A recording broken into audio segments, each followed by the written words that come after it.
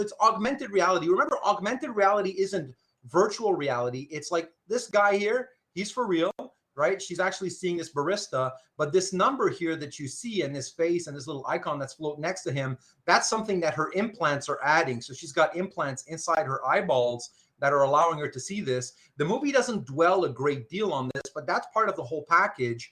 And also what doesn't figure, and it's kind of hard to detect in this image right now, is the entire society is structured according to this ranking. So when she's swiping his thumb here, what you get are social credits, right? So this number means that you can, let's say, board certain airlines. It's kind of like the vaccine passport, but for social standing in general. And so these numbers will open or close doors, as we see quite dramatically in the movie.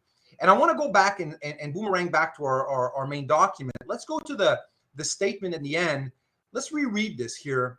The two axiom, an axiom, by the way, is something you're not going to call into question. It's something that you're going to use to call into question other things, but it's an assumption that you're not going to unpack, that you're going to take as a starting point. And every inquiry, whether it's mathematics, you've probably encountered the word axiom in mathematics, in logic or in philosophy or anywhere else, you have to have some starting point. You can't question everything. And so one of the starting points we're going to have, and we have two, so the two axioms of the course will be that with every technology comes losses and gains, and it's better to assess those losses and gains rationally than to adopt technologies uncritically. So that's what we're going to do right now. We're going to try to weigh the losses and gains that come with the technology that we've just seen. Remember, it's partly hypothetical, but it's coming, right? This technology is on its way. You can see the cell phones are there already. Augmented reality, we can put goggles. We don't have the implants for the eyes just yet, but all this stuff is happening. It's going to be, if you don't see this within your lifetime, your kids certainly will. I'd bet that you're going to see this within your lifetime. And it's better to assess those losses and gains rationally. So what does that mean? Let's try to do that a little bit. And I want to invite you to think about the following idea. Social media, because that's what we're looking at today, social media doesn't change human nature. Human nature is what it is. You're a biological animal that has an evolutionary history, and that evolutionary history is hardwired into your DNA.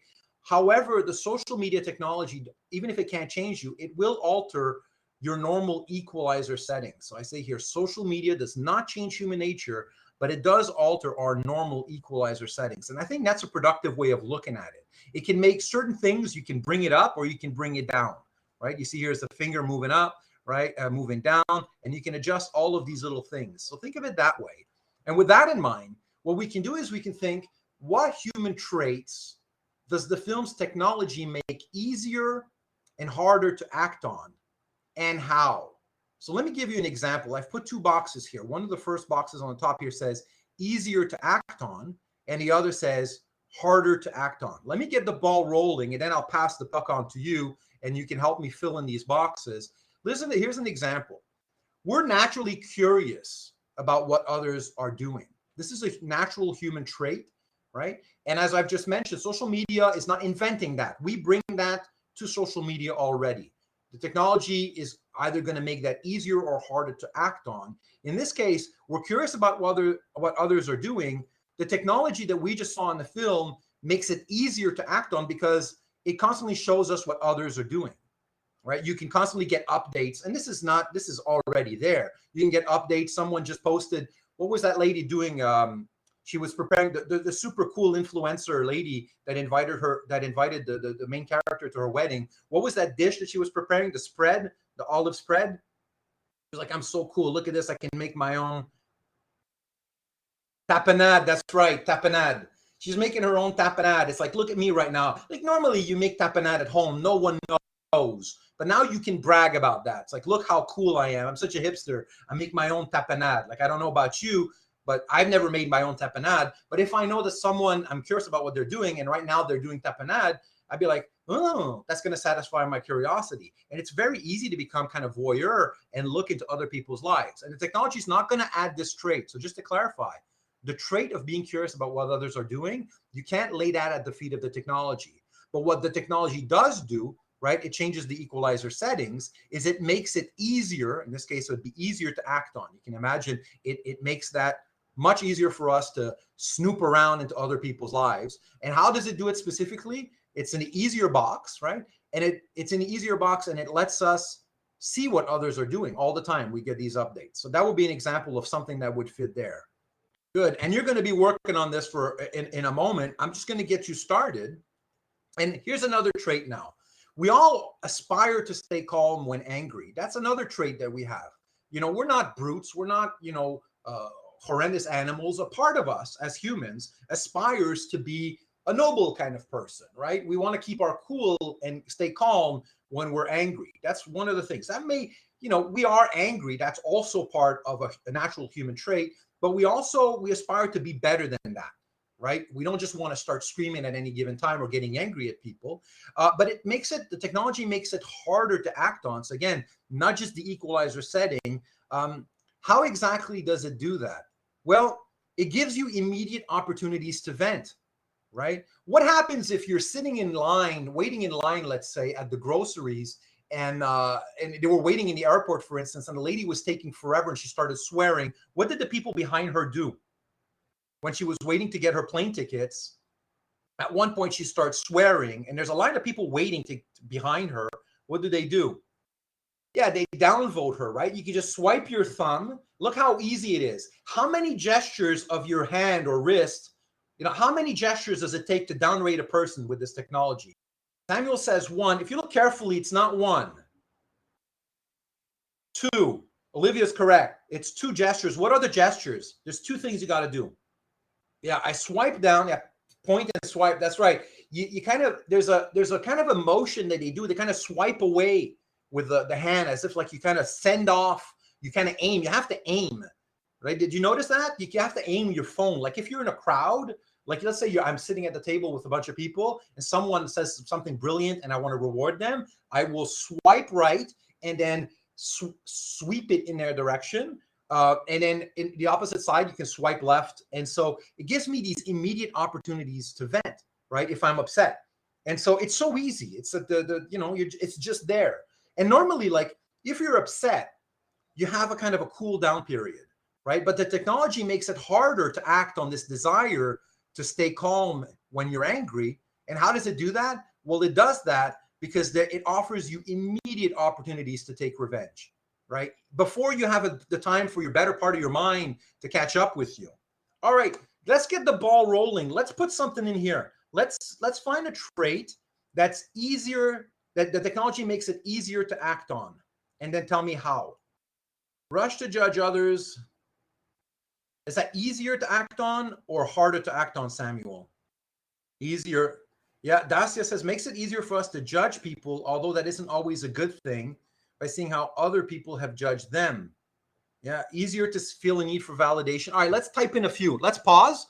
We've got one. I think we've got a couple, actually. Let's type it. Let's put them in. Let's put judging others. So we're curious about what others are doing. We also have a tendency to judge others. We agree? And how exactly? Like if we had to point out, how does the technology concretely make it easier to act on this innate tendency to judge others? A rating system. That's right. The accessible system. You have a rating. Judgments are numerical. I mean, holy cow. It's broken down to the decimal point, right? It's numerical. I can't fit in all my word here. There we go. The judgment's numerical. So it's down to that. You have, right? You can downvote someone, and the aggregate of all people's upvotes and downvotes lets you know immediately where they stand in this hierarchy of who's cool and who's not. Yeah. And Samuel says that the system is built into everyday life and is expected to be dished out in every interaction. That's also true. We could also add that into the how, right? It's actually kind of, it's part of society, right?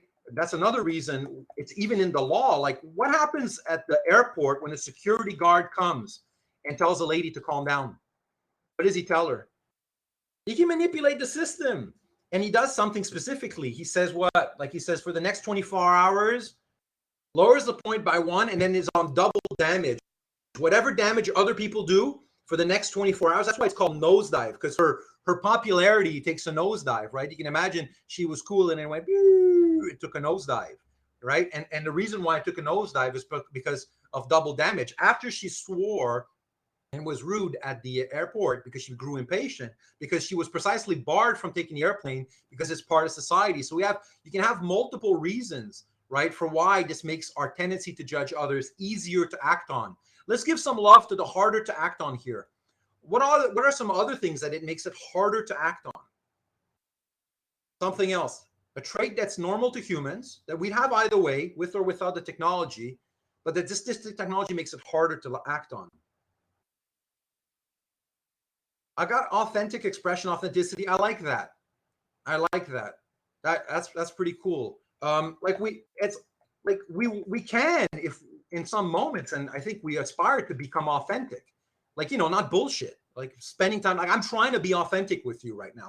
I can pretend and start talking like a professor and stuff, but like I'm trying to be authentic, and it makes it harder. I would agree. How does it make it harder? How does it make it harder to be authentic?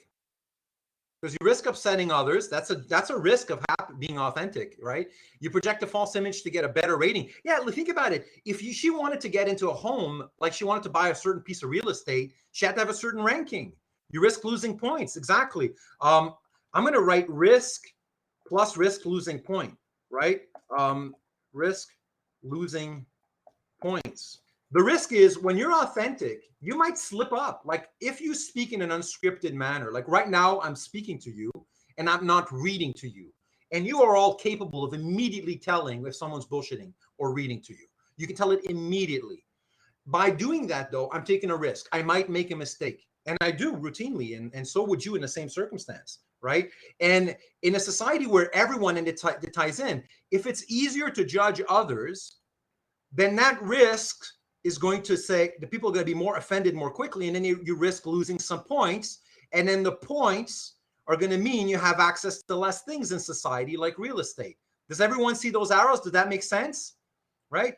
Being authentic generates a risk of making mistakes. The risks make you lose points.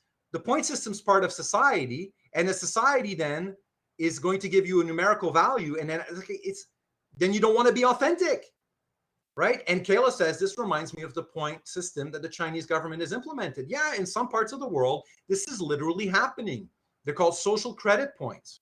And where does it end? Like the passports that have been implemented, for instance, with these the vaccines, you could easily see that turning into a social credit passport system. Because you can start saying, well, look, if I'm looking after people's health, then you have to do exercise, for instance, because you're a drain on the system if you're obese. You know, you should be exercising, and we're going to give you points if you exercise and things of that nature. Once the platform's there, then it can be weaponized for all sorts of other purposes, and that's what's happening in this TV show. Yeah. And so that's why some people are very troubled. Even if it's the intent behind something can be terrific, doesn't mean because the intent behind something is terrific that the consequences are terrific. That's just how these things go. Good. Let's fill up another trait either at the top or bottom here. Someone volunteer something. Tell me where to put it, and then we'll figure out the how. A trait that's easier to act on or harder to act on. Yeah, easier to discriminate. Agreed. And discriminate based on social status, right? In this case, that's right. If you've got, we tend it kind of. I'm going to keep that as a variation on the tendency to judge others, right? We could kind of put that in there. That's terrific. Jaskaran writes, oh, that's a good one. I like Jaskaran's one. Gauge one's social standing. Yeah, Jaskaran and Jacob are kind of going about something in the same vicinity. Like we care what other people think. Do you agree? Like that's a natural inborn trait. We care. Not only are we curious what other people are doing, but we care what people think of us, right? We want to monitor their opinions of us. So does it make it harder or easier to act on the tendency to care about what other people are thinking? Where should we put it? Easier or harder? Jacob says easier. Samuel, I agree. Okay. So we care what think of us.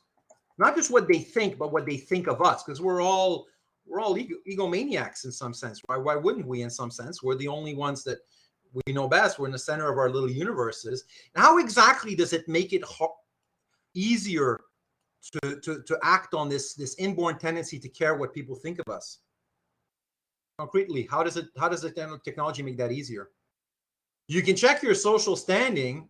You have direct feedback from the system. How often can you check your social standing, your rating in real time, minute by minute, right? check anytime. And of course, let me ask you a question. How often do you check emails per day? Give me a number. How often do you check emails? Put a number. Do a quick survey here. And again, it's we don't want to accept this, but it kind of sucks to have to say a high number, right? Part of us feels like we kind of should be ashamed or whatever, right? And now, irrespective of whatever answer you gave me, this technology, would that make the number go up or down if you had this technology? Would you check more often or less? Would it make the number of times you check up or go up or down? Definitely up. Definitely up. So there you have it, right? We naturally care what other people think, right? Let's say you just posted something. You want to see what people think. What are the responses? And you can check at any time, and down to a level of accuracy and fineness of grain that's incomparable. It's insane compared to what we have. Let's put something here. Let's find a trait that this technology makes it harder to act on. And we'll wrap up with that last one. Kayla says, being critical. Samuel says, for harder to act on, I would say the ability to think freely and challenge any societal assumptions or status quo. And Kayla says, being critical. That's terrific. I think that's in the same thing. Jacob says, helping others with a low rating. That's right. What happens when the lady's finished her nosedive, or she's almost finished her nosedive? Her rating is really low after her double damage, and she's by the road seeking assistance. What do the cars do? Trying to hitchhike to her thing. They just pass her by. They just roll because they can see her ranking. Like, it's bad enough to take a chance on a stranger, like you're going to let a stranger in your car, but now you can see there's a little low number floating next to her face. I mean, helping others, right? We could put that in here, helping others, right? Help.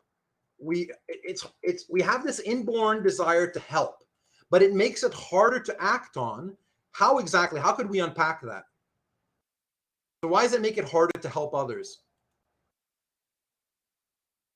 I have some thoughts, but I want to hear what you say, and then we'll pull that together and put the last line on our exercise. Yeah, Kayla says her social advisor says that votes from higher ranking people are more important than lower ranking people because it's based on the ranking system, Arsimran says, because they're bound to the ranking system. Here's one thing. If you couple this to human psychology, I'll wait to see what other people say, because this is what society depends on. People don't want to be associated with undesirables. That's right. That's right. And that's probably what's going on. And not only do you not want to be associated with undesirables, you want to be associated with the cool people.